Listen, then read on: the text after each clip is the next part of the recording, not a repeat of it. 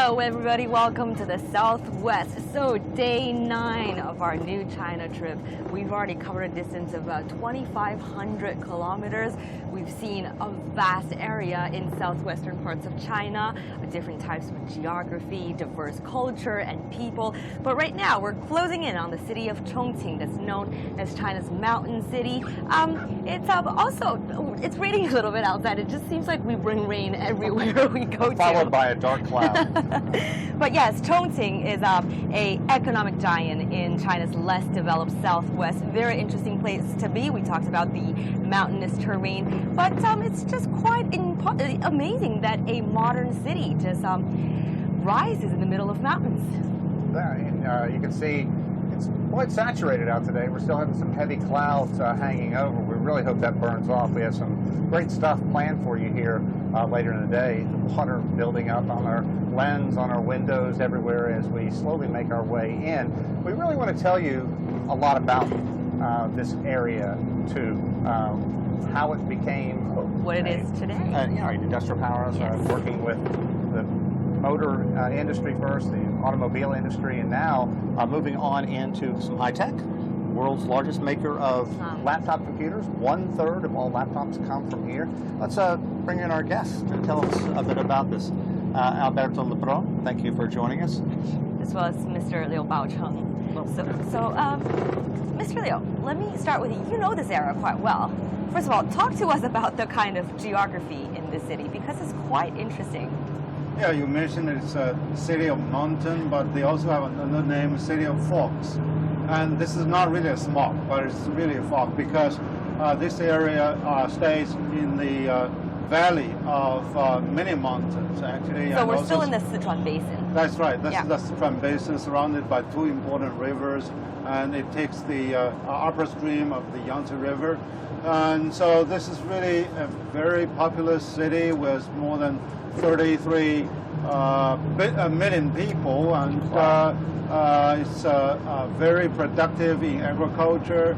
But of course, Chongqing is positioned as the most powerful industrial powerhouse in the southwest of China. And now with all the connectivity, with all the modern infrastructure building, it can really cut through all the landlocked areas and through all the mountains. In terms of the climate, it's actually, if you see the average of the temperature, it's really amazing. On a year round, it's 18 centigrade, but it can be extremely hot in the summer. And China is known for 3 major stoves. Chongqing is one of them, and it can be as hot as 43 degrees in the summer, but it can also be as cold as 2 degrees below the centigrade. So, well, it gives also, this subtropical and monsoon climate gives also a big blessing for the ecological diversity here. Maybe we can hear mountains, presenting all the screams of monkeys and panda, etc. So it's an exciting city, with all the dynamism of modern industry, but it's still very much rested in the ecological blessing, and in the same time with very rich cultural heritage. Right. And Alberto, if you can, tell me a bit about where this city stands economically. It's after growing at more than 12% for some time. Things have slowed down. The auto industry is slowing down, but they are looking toward new industries moving in, specifically high tech, and keeping up with the education. So they're really balancing, watching one sort of peter out and another come onto the scene. Yeah, as you have just mentioned, Chongqing is an example of the Go West policy. China is very rich in the east, like Beijing, Shanghai, Guangzhou, but the southwest inner cities are taking over the eastern coast cities due to industrial development. You know, endowment here is so complicated, not too many raw materials. Agriculture is fine, but only 14% of Chinese soil is suitable for agriculture. So agriculture here is productivity, but the output is not too much. So the only option for development in cities like Chongqing is industry. Two main driving forces for industrial development here in Chongqing are political willing and human capital. Chongqing is also one of the special economic zones in China for industrial development, and due to high qualified human capital, it is attracting lots of industries to assembly and innovate new products, especially those based on the higher part of the global value added chain. You mentioned the going west policy because we talked about how China's west is relatively less developed, and I think Chongqing, together with the city of Chengdu, where we were this morning, where we left this morning, I think these are the two better off cities in the southwest, probably the best two cities in terms of development in this region. So why do you think that is? What's so special about Chongqing? Well, the most special of Chongqing is human capital and also connectivity. Here the geography is so complicated, and we the foreigners used to say that being an engineer in Chongqing is one of the most difficult jobs in the world. But since Chongqing is developing airports, bridges, railways and connectivity, not just to improve the logistics and put the cost down in inner China, but also abroad, because Chongqing is one of the key centers for One Belt and Road policy that China looking abroad for Middle East and Central Asian countries. This is the key part, efficient logistics and high qualified human capital to explain the economic development. One of the first cities in China to have direct rail linking the city to cities in Europe. Talking about human capital, actually in the early 50s, we also had a Go West campaign where the more than 200,000 top talents from Shanghai, from Beijing were called on to support the West development. So these people are really the seeds for the early industrialization of the city, and also to reinvent the entire industrial structure. And of course, you know, with that base and also with the defense industry, you can really attract a lot more top-notch talents. Right now, yes, they have great cities. Actually, a moment ago, we were in the big compound of college parks. And right now, it's not only the industrial talents, but also the a lot of liberal arts talents are here. And now, I think what is really supporting the growth of this industry is really the inflow of capital, because that can really support the skill operation, and that can also support the continuous innovation through, you know, upgrading its industrial structure. Absolutely. And I'm crossing a river right now. You see the bridge. This is obviously one of the signature areas within this city. And Professor, tell me a bit about how this city came about to be where it is, and its sort of short history into its industrial background. Well, if we trace back to the very ancient history, this city can go back to the 20,000 years BC.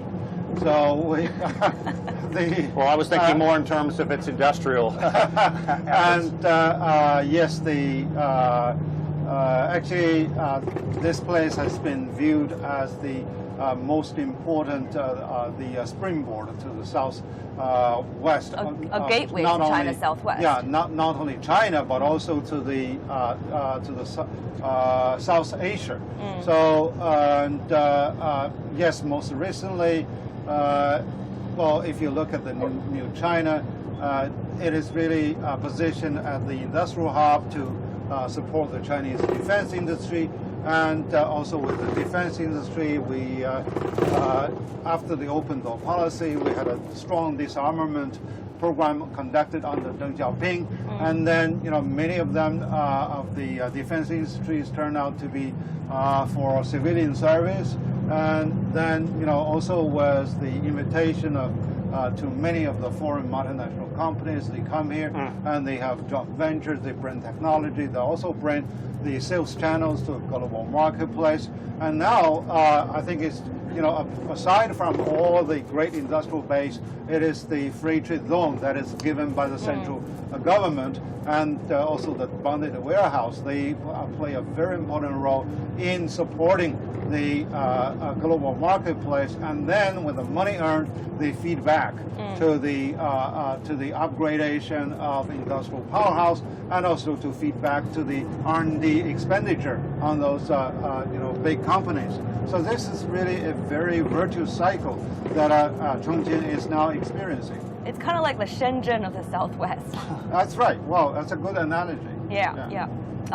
Talk to us about the I want to go back for a little history lesson, right? Okay. So in the 1930s, during the war against the Japanese, right before the Nanjing massacre, when Chiang Kai-shek was forced to move the capital, this is the city that he chose. Yeah. What do you think? Why did you think that he chose this city? Well, during the Japanese aggression in the late 30s and 40s, the Kuomintang or the Chiang Kai-shek army was completely beaten black and blue, and they retreated from Shanghai and then to Nanjing, and they lost Nanjing, and they retreated to Wuhan, and Wuhan was also greatly bombarded, and then this is really the last resort. Otherwise, he will have to go to the caves to live with the monkeys. So therefore, this is really the last fight, and also that really. He is really very much, rescued actually for the rise of the Communist Party in the northwest of China, and so that the aggressiveness is greatly mitigated by the combating force from the Communist Party. When the Long March really ended, we have raised a strong force, and then he was able to take a breath and to get reassembled, and also the whole entire nation. The Chinese nation culturally, they rather lay back, particularly for people of this area, but then and this is also another character of this nation, that when we are really pushed to the corner, we really fight to the last blood. You see the Sichuan army, from this area, they could really fight against Japanese barefoot, and so this is really a tough spirit that arises out of China for its nationalism and patriotism. Yes, of course, and that just sort of provided the industrial foundation for this area. That's right, and also the Communist parties, during the most difficult time, they gave people hope. Yes. They gave people future. Absolutely. Thank you guys Excellent, so much for your gentlemen. insight. So let's now toss to our colleagues in the southeast. Southeast? I finally got it right. Since he had Lindsay, go ahead.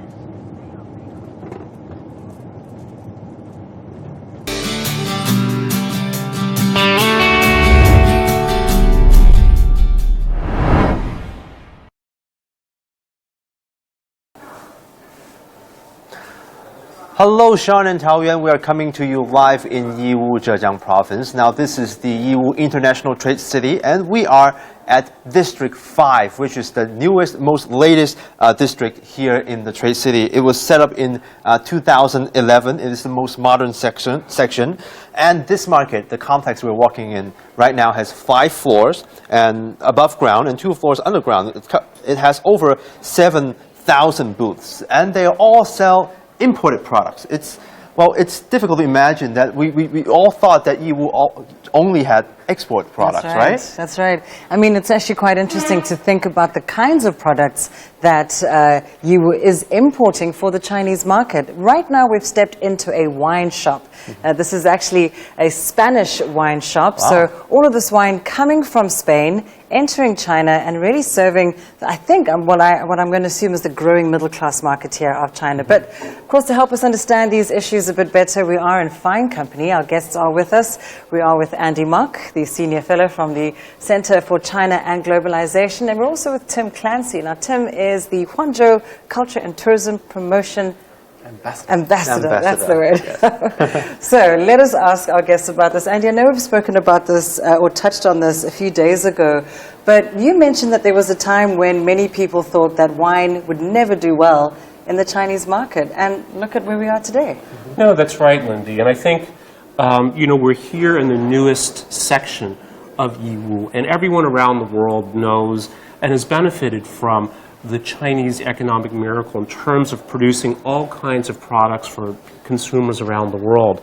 But what we're seeing now in this latest phase is a great example of this, is the explosion in consumer demand in China. Napoleon described China as a sleeping giant, and he said, "Let her sleep, for when she wakes, she will shake the world." And one way we're seeing China shake the world is a middle class of more than 500 million people. So that's more than the population of the United States. And these consumers are not only buying tangible products, so refrigerators, sofas, televisions, but increasingly we're moving towards what we can call the experience economy, meaning they want authentic experiences, services, and products. And wine, I think, is a great example of this. And especially, I think, wine from places like France, like Spain, like Italy, Australia, of course. Yes. And also the surrounding culture of wine and increasingly interacting that into their everyday life and with their friends and using it at weddings or at restaurants, etc., etc. Absolutely. So really learning to appreciate wine culture, the lifestyle of enjoying wine, not just buying it for prestige. As we know earlier in this development of consumer culture in China, in particular French wines were very, very popular, but more for the status and the prestige they would confer. Whereas now I think people are drinking wine, enjoying wine for the authentic experience itself, the intrinsic experience. Well, let's find out more now about the market for wine in China. We are here with the owner of this particular shop. 您怎么称呼？ 我姓张。 Mr. Zhang. Mr. Zhang. Well, this is a map, right? From all the way from Yiwu to Europe, and there seems to be a railway connecting it. Can you tell us about the story? 这边是一个一星路铁路的这样一个运行的一个沙盘，从我们浙江义乌出发，然后是经过新疆的阿拉山口，然后哈萨克斯坦、俄罗斯、白俄罗斯、波兰、德国、法国，最终到达西班牙的马德里。 This is a railroad road that starts from Yiwu and goes all the way through Kazakhstan and Russia, and then Belarus, Germany, France, and ends in Madrid, Spain. So, 这条铁路对你的生意的作用在哪里？就是 How does this railway help your business? 这条铁路的开通，使我们这样一个货物运输的时间，从最开始通过海运需要45天，然后缩短为铁路的16天，这样缩短了一个货物的一个时间。同时，货物时间的一个缩短，使得我们备货不需要备得特别的一个充分，这样资金的一个占用就能够得到这样一个缓解。那么还有一个通过一星欧铁路，那么它的一个产品的一个品质能够得到保证，让我们的消费者对我们的产品更为这样一个放心。种种因素加起来，对我们的一个市场产品的一个售价，它具有一个下调的这样一个效果。我们所有的这个产品的一个价格跟之前比较起来，可能会有10%的这样一个下降。我先翻译一下哈。So this railroad help reduce shipment time from a little bit from more than 40 days to 缩短到几天16天 to 16 days now. That's So amazing. it So help, just over 2 weeks. Yeah, just a bit over 2 weeks, and then it helps the importers here reduce their inventory actually, because you don't have to stock up a large quantity of wine because the shipment time is reduced. So it you're helps. able to better respond to the demand when it happens. Yes, it help with the cash flow, and then it helps lower the cost, and then hence lower the price for consumers, right? Could you tell us a bit more about his customers? I mean, who is buying Spanish wine in China? 这里主要的这些产品的客户都是谁？我们所有的产品以这样一个义乌为这样一个中心，销售到一个全国的一个市场。我们所精选的这些产品都是中国这个消费者比较满意的，或者适合中国消费者这样一个口感的。I think the customers are mainly like Chinese consumers, the ones we talked about, looking for a higher end, more premium products. And this is throughout China, not just in the Tier 1 cities of Beijing, Shanghai, Guangzhou, and Shenzhen. Right. Okay. Could you give us an indication, a little, if possible, of volume, of how much wine he's selling every year or so, let's say? 这里的红酒的进口量或者说销售量每年是大概一个什么样的程度？我们这边只能是以我们这样一个店面，但是不能代表整个一个义乌的一个市场或者国内的一个市场。但是从我们的感觉，每年的一个销售额的话，大概是有10%左右这样一个上升，它一直在有一个增长的一个阶段。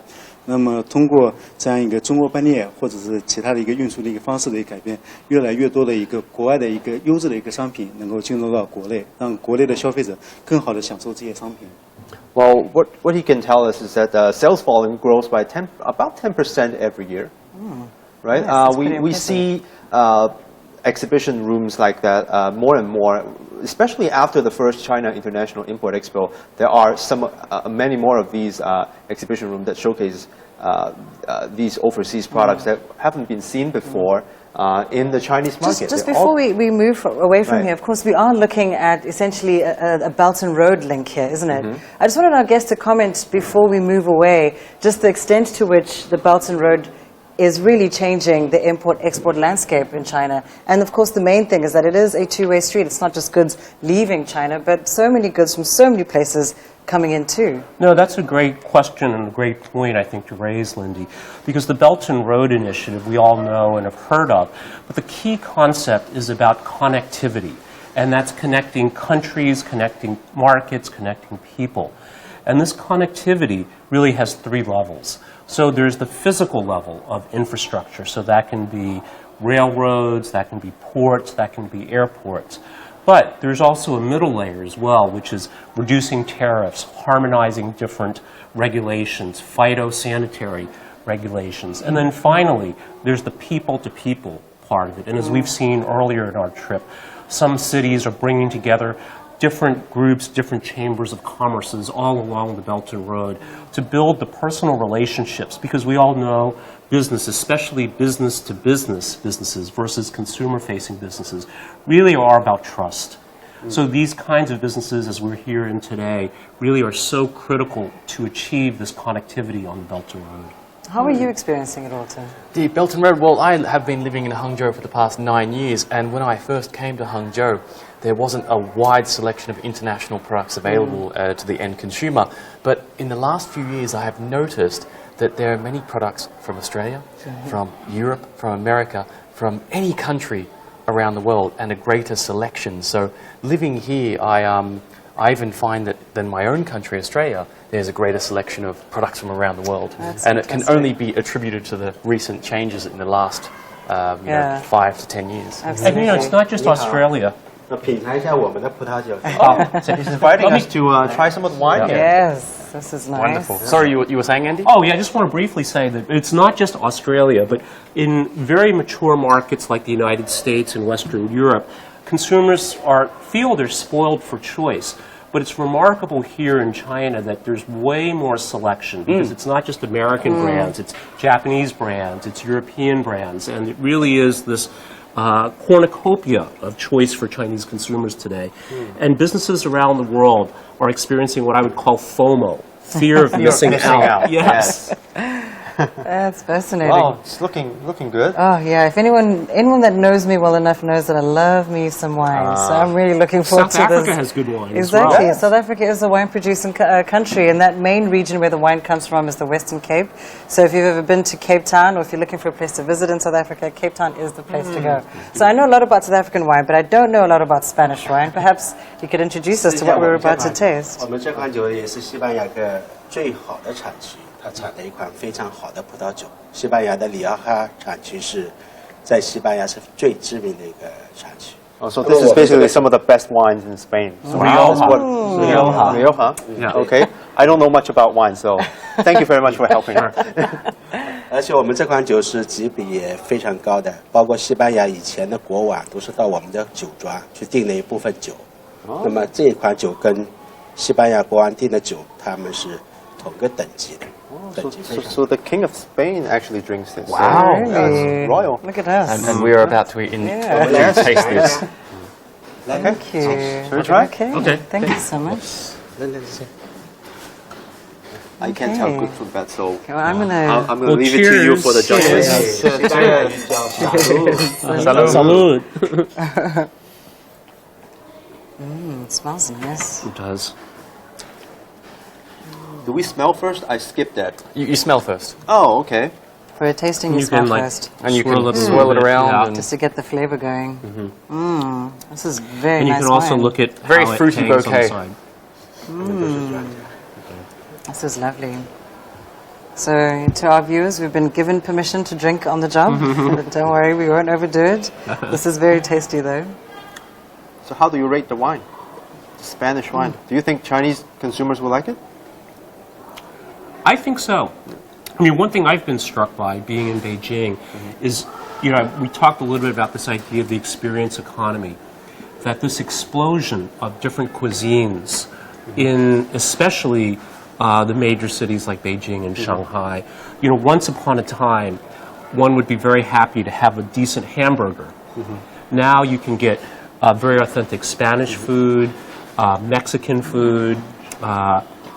So it's really, I think, a great, this is a very nice wine that I think would go very nicely with some Spanish food.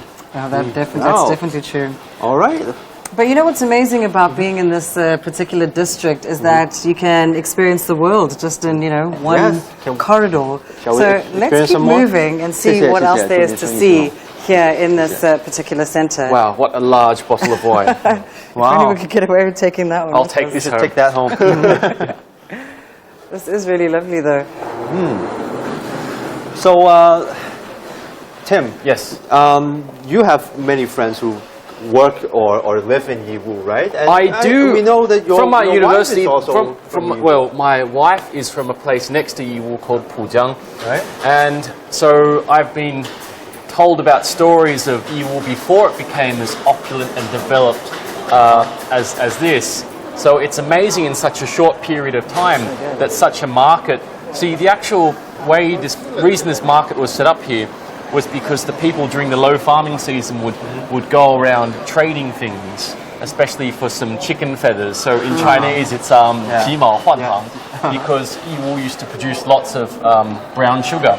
So they used this for trading, and then they set up a market in the 80s, and it just got bigger from there. You know what I heard about this market? That it was actually just set up over a ditch somewhere. Yep. They put like some They put some cement blocks and had about 700 stalls. Yeah, I read that Yeah. too. And now look at what it is today. It's a little bit like the story of Shenzhen, which started A as a fishing fishing village, Yeah. yes, and became one of the biggest cities in China. And it thrived how because about of the we- entrepreneurship, Exactly. right? How about we Yes. visit India now? Okay, wow, Oh, have a we've look at reached what's here. a section of the district that's giving a very different vibe from the Spanish ones, huh? Yeah, right. You can actually, the moment you step in Yeah. here, you can just smell all this Sandalwood. incense and it's Yes. lovely. It's a really Well, let lovely us smell. interview the shop owner for a little bit. 您可以介绍一下这里有什么产品吗？What kind of goods do you have? 我们这的话就是一些那个香薰啊，还有一些围巾啊，还有一些什么家居软装啊，这些都是的。我们是印度的进口管的啊，还有这些是银的，也是印度进口的，都是手工制作的。 Okay, these are silver. These are made handmade, and That's they also sell beautiful. aroma. You can really smell it Yeah. in Are the air. these items sold individually or is this also like a wholesale market? 这里是主要是批发的，但批发零售都零售也做。啊，都做，批发零售都做。 So they do both retail and wholesale. Probably you can like So I can do a bit of shop or shopping while I'm something. Yeah, after this. Yeah. Good to know. Thank Yeah. you. Nice. They also sell scarves and bags. Really lovely. Yeah. 看一下，我觉得围巾其实也很漂亮，这些的话是供应标志款的，这是很便宜的东西。 What do you think? That is very 围 nice. 巾来这 That's 些。 very lovely. 那些的话首饰品很便宜的，像我们这些围巾其实很漂亮，所以全部这些 You want to try out some scarves here? 都是羊 Or do you call 毛 them 各式棉的围巾， pashmina? 各式棉的围巾，对。 This is a pashmina. Pashmina, yes. So how much do you sell these for? 这几个60万的话就298。 Yep, 298 yuan. 298? price, yes. Really? For one of them? For one of them? Was it Yeah, really? 这 Oh, 一 wow. 条是吗？ Feeling Wow, Lindy's wow. going to Yeah. buy one. Yeah. It's really nice. Did you guys felt this though? You should feel it. Yeah. It's really lovely. 这真丝的， Real 真丝 silk. 围巾， It's lovely. 还有一下 They're very nice. Thank you. Very, very Who are nice. your main customers？您这里的顾客主要是来自于哪里？哦，都不一定的，反正都有，就是好像全国各地都有的。我们比如那个北京那边也有，山东那边也有，上海也有，都有。 Oh, they sell to like different places in China, Shanghai, Shandong, Really? Beijing. Yeah. Does it surprise either of you that there's a market for this kind of product, these Indian products in China? No, it doesn't surprise me at all because I feel since I've been here, in the last 10 years, there's been an emergence of all sorts of different subcultures and interests in different cultures other than China. You could have classified this place as a monoculture before, but with the recent opening up, as Andy was talking about, all the infrastructure in many different levels also provides an exchange of thoughts and experiences from other countries and cultures, so it doesn't surprise me in the least. And it doesn't surprise me either, because one other thing I think that's very important to understand the modern consumer in China is just how transformative the internet has been. Because what this means is we have more than 500 million people that are intensely curious and incredibly knowledgeable and sophisticated because they can go online and learn about the cultures of India, of France, of Spain, and they want genuine experiences, they want genuine products. Yeah. And this has driven not just travel, but dining, and also purchases of these kinds of products as well. And they're such lovely products too. They're really beautiful. I really want to see more of the shop. Well, let's see more of the shop. What are some of your most popular products? 您这里最流行的、最卖的最好的一些产品是哪些？哦，卖的最好就是围巾啦。还有呢？就是围巾，里面的话你可以看一下整个。 All right, let's walk inside. 这些的话，你布衣类的，布衣类这些的话，你也可以看一下，衣服也有，像这些抱枕 see all these 啊、 elephants. 啊，对，都有，都可以看一下。 Rose water. Such a nice smell, eh? 很多的其实我们家产品。 Oh, you're so transported when you come into the shop. Yes. 这些家具的话，它都是菩提木铅筒的工艺的，全部手工的，就是全部手工的。 Wow, it feels like you're in a Bollywood movie, right? Yes, yes. 还有一些老物件，对吧？还有老物件这些，对，这些全部都是的。 It's a very It's all- sensory experience. Yeah, a bit eh? of antique look. 对，然后这边的话，我们整个可以看一下。A feast for the senses. 布艺的这些凳子也是菩提木的，加一些布艺这些。也全部反正都是手工的，还有这些都可以看到。而我们家的话呢，还有这些土布，你看到没有？就是那个就是植物染的，都是些植物染，颜色的话也都很鲜艳、很漂亮。怎么洗，它颜色还是很鲜艳，就是不会很旧的。对对对，它图片的话也是曼达拉一个图，也是很漂亮的，对，都是吉祥好运的意思，对吧？对对对对。One question I would want to ask is that has the cost of importing these products been lowering in the past few years? That's a good question. 进口这些产品的成本在最近几年会有下降一些？这个的话还好的，都还好的。总的来说怎么说呢？也现在生意的话，大家都是知道对吧？都是越来越不好做了，金融这一块，对不对啊？但是成本这一块的话，也是都会会变动的。 Well, cost is very varied, but she's saying that businesses, have been going down for some reason. So let's check out what are the reasons. 您觉得生意最近可能如果你说有点下滑的话，最主要是什么原因呢？ 那这个怎么说呢？根据大家一块的话都是一样的呀，其实是根据大家市场的话，这个也不是说就我们家那个对吧？但总的来说，我们家生意还是还好的，因为我们毕竟也经历了10来年、10几年了，老客还是比较多的。对，都是做老客的生意的，因为我们家的话，就品质都是正品的，这个可以放心。东西的话都来自好像是自己印度的一手的货源这样采购过来，我们自己的老板也就亲自去采购了嘛，都是1年反正2次这样子过去采购，上面一次，下面一次呢，所以东西的话你可以放心，都是价格很实惠的，也是，生意比较好。So she's saying that it's because of competition, and then this shop is sticking to selling 100% authentic products. So yeah, that's why the margin's been a bit thinner than some of the competitions. Makes me wonder about something else then on the question of competition, and I wonder if we can just squeeze in one last question to our guest here. What about the issue of a genie might come out of there? Robert, maybe a genie may come out. What about the question of counterfeit goods? Where do we, I mean, that's something that's been mentioned when people talk about China and the goods and products that come from here. What's the trend there, or what are your thoughts on that? That's another huge concern for people and businesses around the world. And I think there's good news here because a lot of people that study this issue know that China has a very good IP legal framework, but enforcement is always been a question mark. But in the last few years, enforcement really has taken off, and in fact, I think and also the other thing that I think is important to know about IP is that more and more Chinese companies are creating their own intellectual property, so there's more and more incentives for the protection of intellectual property. Right. Thank you very much. 祝您生意兴隆。谢谢谢谢谢谢。 Thank you Right, so with much. that, 谢谢。 we are wrapping up what we have here, and it's now back to you, Sean and Taoyuan in the Southwest. And now we know that this store also does retail. We're going to shop around a little bit more. Yes, we are.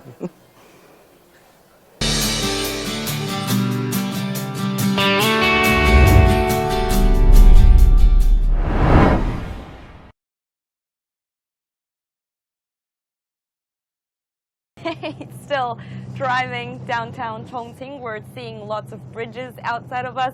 One interesting fact about Chongqing is that it's the hometown of bridges too, because it's got, 4,500 bridges in this city alone. Yes. 33 million people, staggering number of people, it really is. And there you see its skyline in the distance right across the river.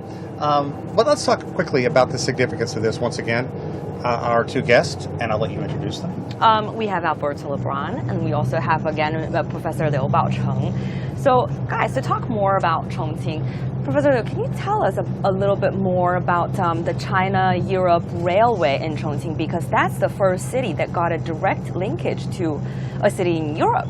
Yeah, because being an industrial powerhouse without touch with the rest of the world marketplace, you don't really have any sustainability. So, to cut through with the great infrastructures of the landlock is very important for Chongqing. So right now, Chongqing is now connected over air, over land, and over sea to many parts of the world. Of course, Europe is one very important destination, and by which actually every year they dispatch like over 300 rows of cargo freighters, and last year we have achieved more than 34% of the trade in growth between Chongqing and Europe. Wow. And Alberto, if you could tell me a bit about the Spanish companies doing business in this area right now. Yeah, we have mentioned that government competition is a driving force for economic developments in provinces like Chongqing.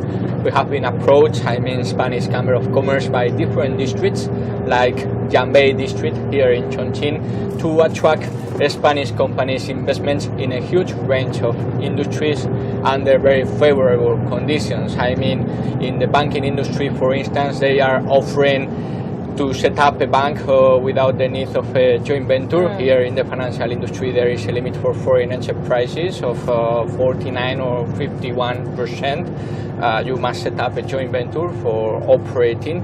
They are offering to operate under 100% foreign-owned enterprise, and then attracting financial industries. They can ban the setting up of industrial manufacturing plants in order to create employment and transfer technology. So I think this is a very smart policy. Right. Very important city in the Southwest as we continue our new China adventure. Of course. So should we now toss to our colleagues in the Northeast? Yes, we should. Jonathan? Jonathan and Xinchen.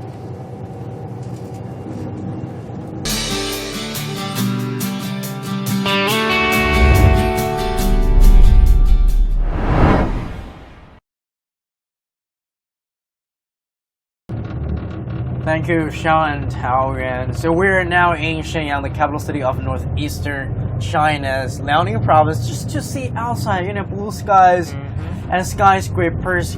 It's quite a different image than what I have been expecting from a northeastern Chinese city. You spent some time in this area too. Absolutely. Last year, the first time I came here, this city shocked me. Yeah. This is my first time, and as we look out the window, it is beautiful driving through this city. We're on the main drag here in the city called Shenyang. You see the green trees, the landscaping, the blue skies, the skyscrapers, the fancy malls, and of course, lots and lots of cars, which is key industry up here, right? Absolutely. And here is the home of a joint venture between German car maker BMW and a local car maker powerhouse, Brilliance. And they produce thousands of like BM cars and sold here in China.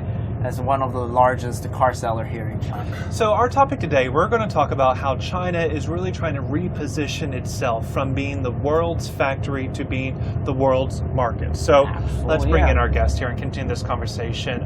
Professor Tong, let me start with you. When you hear this term, world market for China, what does that mean to you?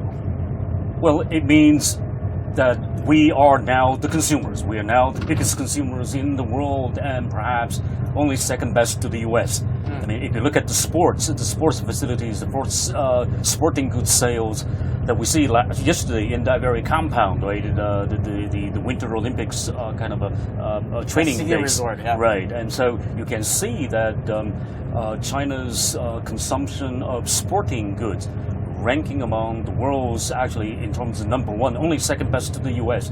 It's a huge figure out there. I have a figure over here. It's like somewhere around 103 billion US dollars. Oh, the entire market. The entire market out there. And so, for example, Nike registered a somewhat 9.5% growth, reaching $1 billion US dollars. Here across the country. Across the country. And here actually accounts for a big chunk of that very sale because this is the place for winter sports. Skiing, skating, and also, for example, some of these smaller winter skating spots out there in Heilongjiang province. And so in this sense, I think that we are the consumers. We are actually the high premium product consumers, as well as the middle and also the middle end. I think the main reason is because we are now, this part of the country is having almost the largest middle class populations. For example, in terms of sporting goods, the age group between 20 to 25 actually are the main backbone, kind of sort of this consumer class in terms of spending time, in terms of spending money, and also kind of consuming these services. So kind of exciting. But like when we hear China say it wants to move away from this image of being the world's factory, explain that to me why, because that's worked well for China. It's created a lot of jobs, it's created a lot of income for people across this country. So why does China want to focus so much on moving away from that image and away from that economic model? I think it's due to a paradigm shift. In 2008, there was this financial crisis. At that time, international trade to GDP ratio was 70%. That means with export and import is very important to China. But then all of a sudden, the foreign companies outside in foreign countries, they went bankrupt.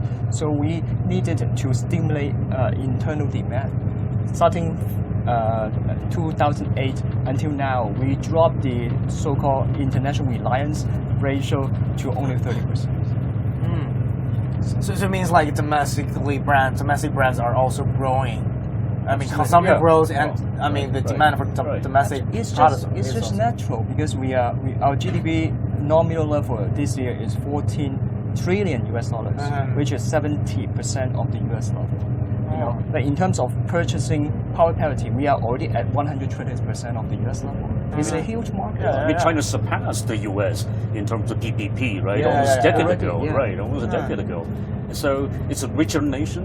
It's a richer nation aspiring to live a much more quality life, both or healthier lives. So see people participating in sports events, and see people actually consuming. Changing their dieting habits, the one that we talk about, right? It is no longer the kind of hearty, oily, richy, and bold. Last night was a typical example that we are served. We are served with the food running on Lazy Susan, right? It's turning around. It turns on its own. Right, and it's served not in bulky fashion. Well, that brings me to the question of, you've spent time in this area, correct, from Northeast China. You have as well. How much has the region changed? When you look around and look at all the buildings and the cars and the parks, how much have income changed? How much has life changed here in the last few years? Well, once again, life changed dramatically. Like Professor Zhao mentioned, it's a paradigm shift in terms of what we aspire for. Now, back in the past, it's all about 吃饱, right? Being fed, right? Surviving. You're fed with enough food, that's okay, right? Starchy food, oily food, and hearty food. Now it's all about healthy food.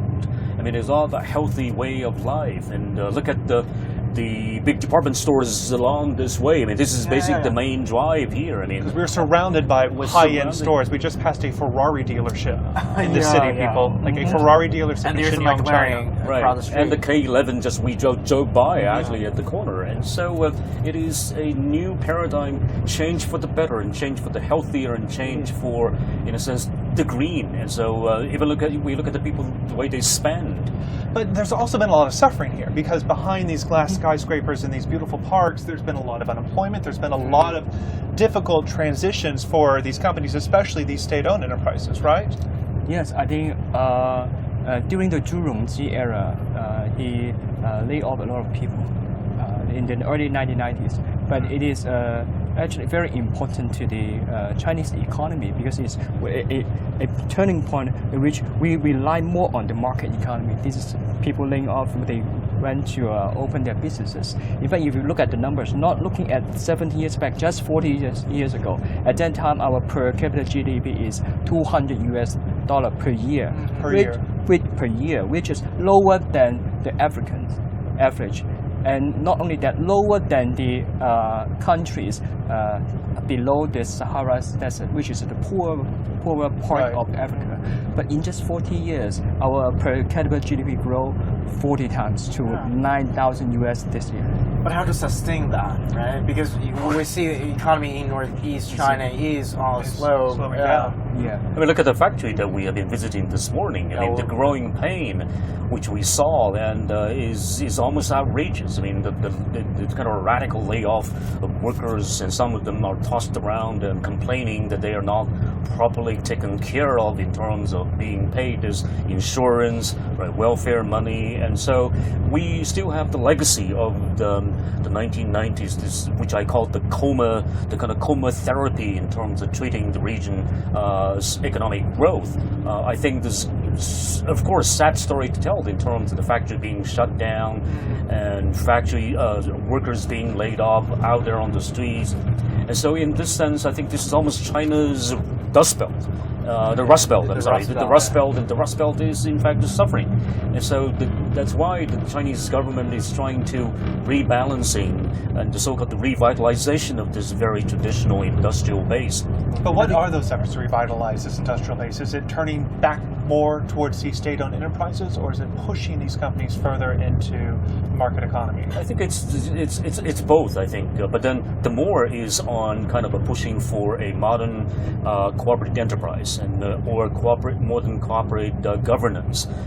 More in terms, I mean, more specifically, the factories and state-owned enterprises are now being kind of going through this restructuring process, adopting this modern enterprise system, say, for example, inviting more private investment, taking them as shareholders. I mean, this is unheard of. I mean, factory workers are extremely resistant of inviting private investors into the state-owned, because back in the past and traditionally, historically, the workers are the master of the house. I mean, they run the factory, they work in the factory, they run the factory, they are supposed to be the very juren, the master of the house. But now, I mean, they are reduced to the status of being that very little cock in the machine, and so they were very, very resistant.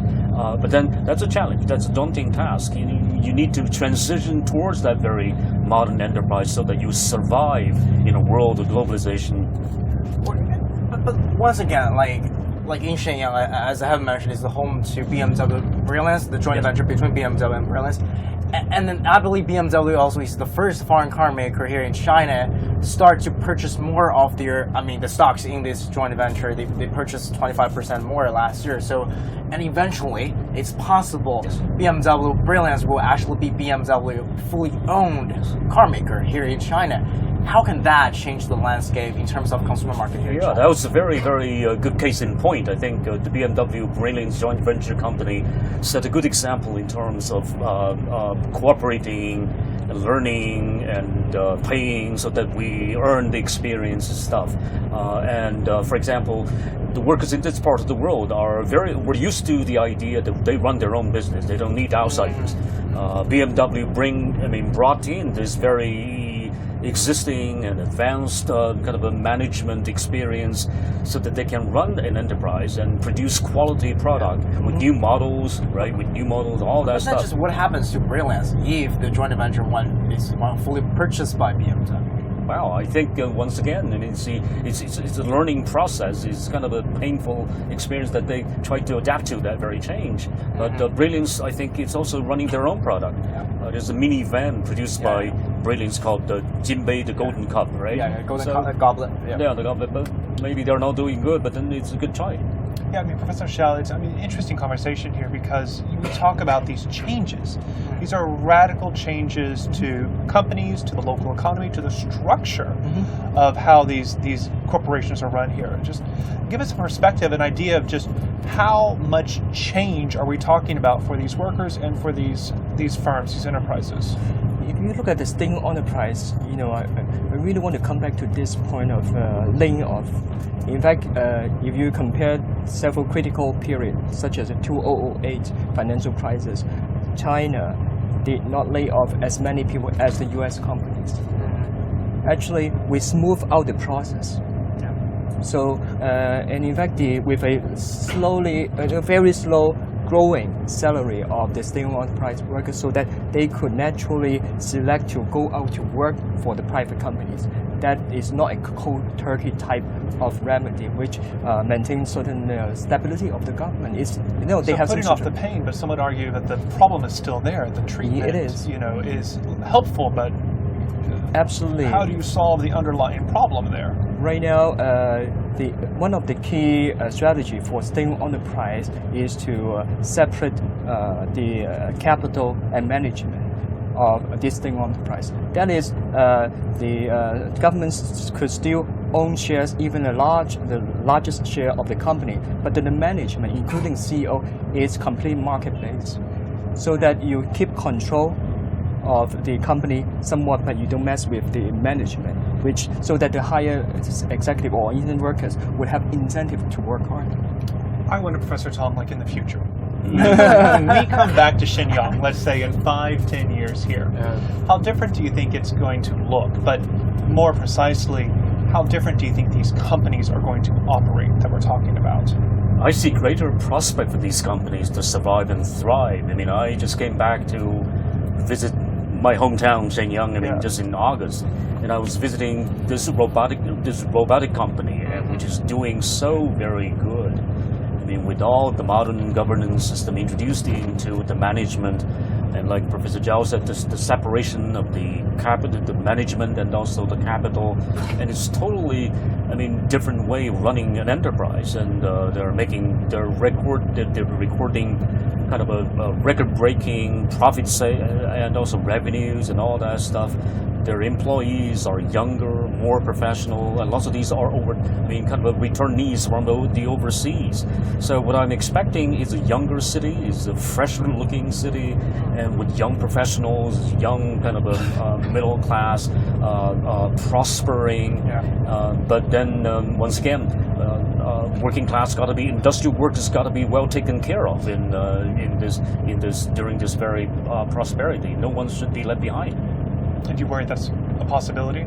I think so. Yeah, I think so. I think with the new administration, I think on several occasions, President Xi mentioned several principles, and there is a government directive called the Opinion on the Revitalization of this very greater region. And hopefully these government regulations and perhaps administrative regulatives could be implemented and could be implemented properly. And so when I talk to these, for example, these new startup companies, every single one of them are very, very kind of excited and hopeful of this very brighter prospect.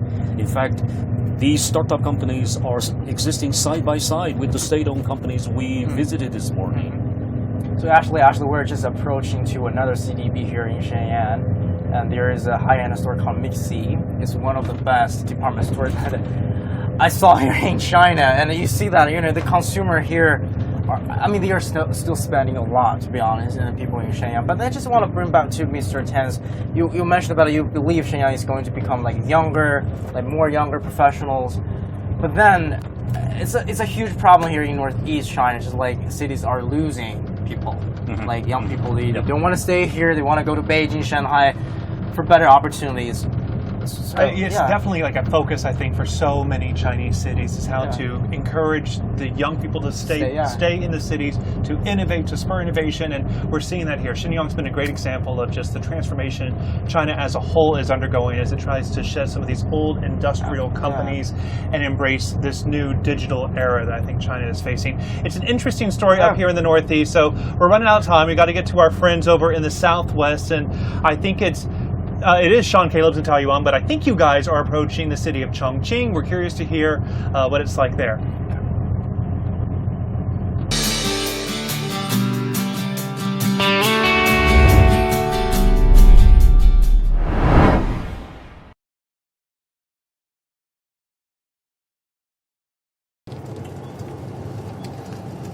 Welcome back. Here we are zipping around the town of Chongqing, a massive town in the southwestern part of China, 33 million people. As we drive around, I'm kind of really amazed that there's so little traffic for a city this size. Usually you would be just bumper to bumper traffic. So I think it says something about mass transportation in this area as well. Clearly something that they have worked on. I think we're going through yet another tunnel. We've been doing this all day. We might be just lucky. We might just be lucky. There's always that. And we're going to be talking about trade as well in this city, how important it is, kind of like the linchpin for international trade in Southwest China. Right, but why don't we now toss to our colleague Weilin Tong first? Yeah, she's at the International Hub Park in Chongqing.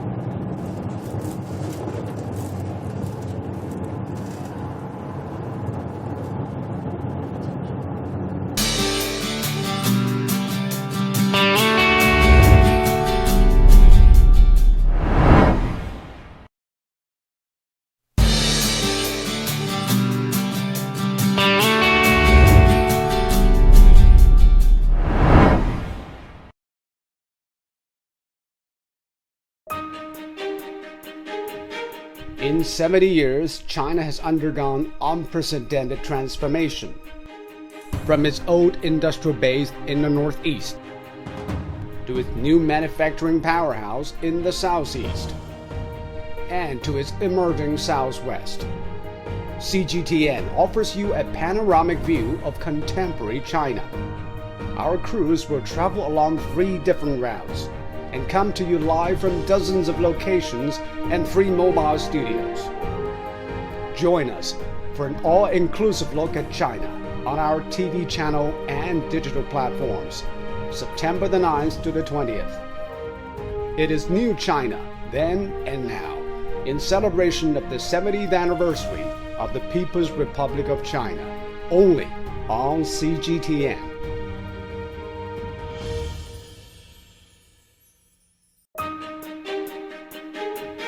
In 70 years, China has undergone unprecedented transformation. From its old industrial base in the northeast to its new manufacturing powerhouse in the southeast and to its emerging southwest, CGTN offers you a panoramic view of contemporary China. Our crews will travel along 3 different routes and come to you live from dozens of locations and free mobile studios. Join us for an all-inclusive look at China on our TV channel and digital platforms, September the 9th to the 20th. Hello, Sean. Good to see you again. Well, we cannot talk about trade and consumption without really, talking about logistics, about transportation network, as well as supply management and port system. So right where I am right now, the Chongqing International Logistics Park Hub, it's a mouthful right there, really serves all of the above. All these behind me, the containers, as you can see, we are at an inland bonded logistics park, and this part is really the window to the opening up and development of Western China. So this logistics park is also the terminal of 3 international railways. Firstly, it goes from Chongqing to Europe via Xinjiang, secondly to Singapore via Guangxi, and third, via Manzhouli to Russia. And of course, today's main topic is about how, the world's China has transformed from the world's factory market to the world's right now consumption market. And I'm pleased to be joined by my guest today, Mr. Zhou Jinliang, who is the Vice Director of the Investment Promotion Department. Thank you for joining us, Mr. Zhou. Thank you. So, can you maybe just take us through what's going on right now over here at the logistics park? It's 24 hours, yeah? Yes, it is 24 hours running.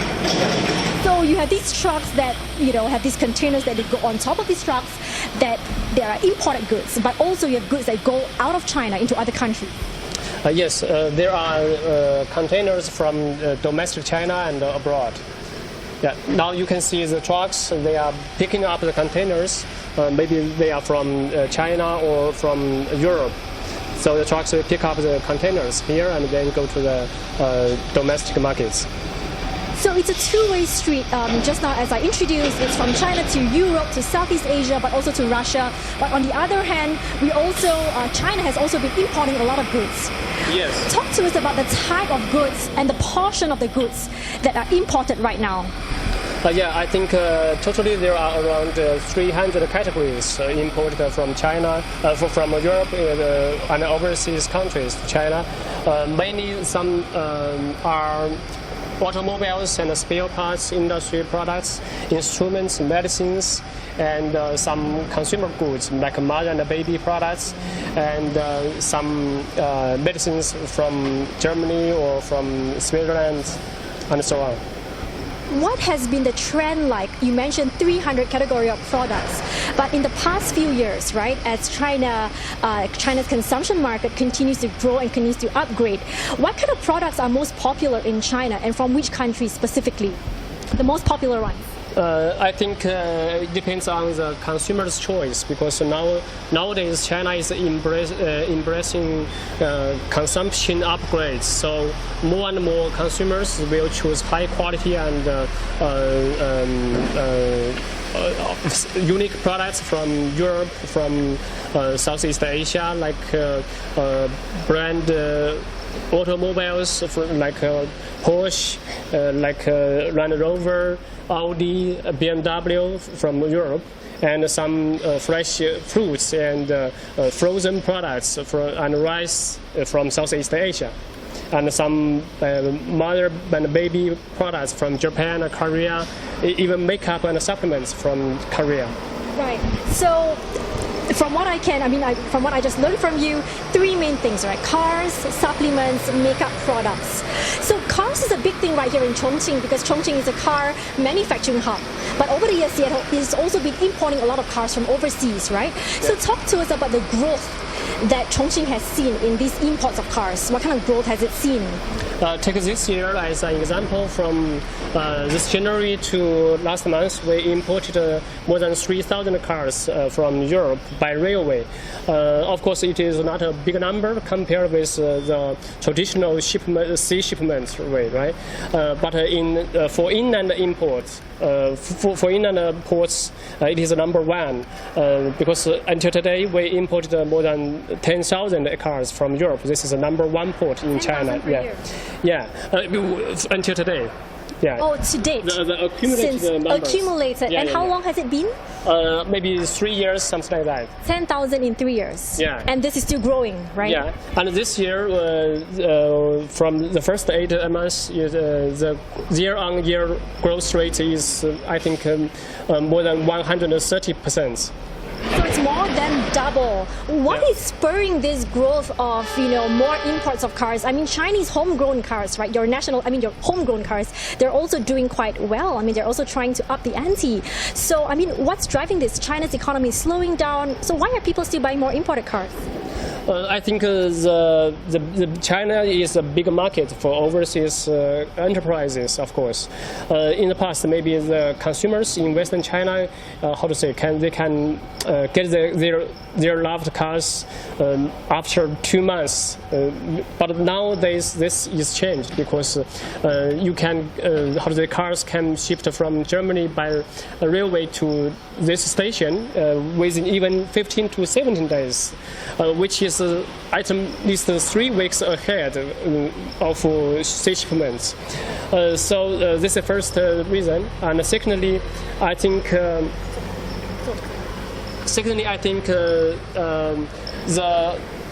this shipment way is very convenient and time efficient and stable for car manufacturers and the logistics providers. So this promotes the consumption in Western China market. Right. Okay. So let's try to take a walk here because I want you guys to see. So Chongqing, of course, is a landlocked city, right? It's surrounded by mountains and hills. Kind of shan. Mountains and hills. So, Mr. Zhou, talk to us about the importance of this logistics park. Just exactly how important is it to boost cross-border trade? Yes, I think in the past, the products from Chongqing and even Western China, they can only go to coastal cities and ports first, and then go to overseas countries by river transportation or by truck. It takes at most at least 20 days, I think, or paying more cost for the exporters. But nowadays they have new solutions now. They can ship the goods by railway directly to Germany within 2 to 3 weeks. And they can even use sea and railway combined shipment from Chongqing to Chengdu port in Guangxi, and then by sea shipment to overseas countries. And today in China, e-commerce and online shopping, right? It's huge here. It's really a way of life right here, right? So, I mean, that's actually spurring the building of these logistics facilities, right? Yes. Especially like, I mean, yesterday, sorry to interrupt, I was just walking around here and I saw that there was this storage area of like makeup products, baby products, infant products, and they're all actually sold online. Right, e-commerce like suppliers and buyers. Yes, because this park have ports, logistic hub, and bounded area, and the terminal station. This is very convenient for e-commerce traders doing business here. They can import the baby, mother and baby products and other e-commerce products here and store them in the bounded area, and the goods are available for consumers to shuttle order online.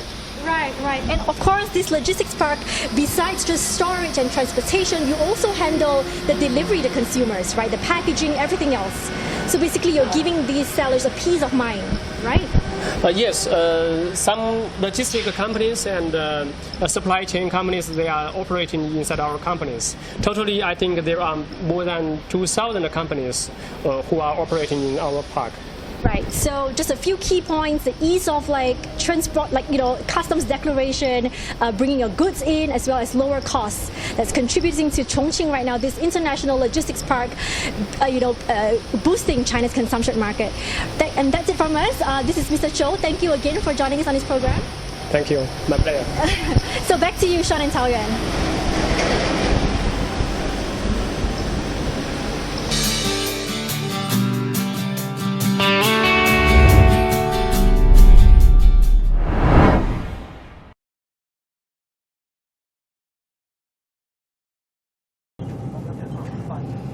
Hello again, still in the city of Chongqing. So we're getting some pretty heavy clouds outside right now, but if the weather holds out, we're going to be cruising the Yangtze River tonight. So stay tuned. Indeed. Okay, that's all from us. That's all from us here. And I enjoyed talking about getting into the city and how it's figuring into all the international export business. Thanks again. In 70 years, China has undergone unprecedented transformation. From its old industrial base in the northeast to its new manufacturing powerhouse in the southeast and to its emerging southwest, CGTN offers you a panoramic view of contemporary China. Our crews will travel along 3 different routes and come to you live from dozens of locations and free mobile studios. Join us for an all-inclusive look at China on our TV channel and digital platforms, September the 9th to the 20th. It is New China, then and now, in celebration of the 70th anniversary of the People's Republic of China, only on CGTN.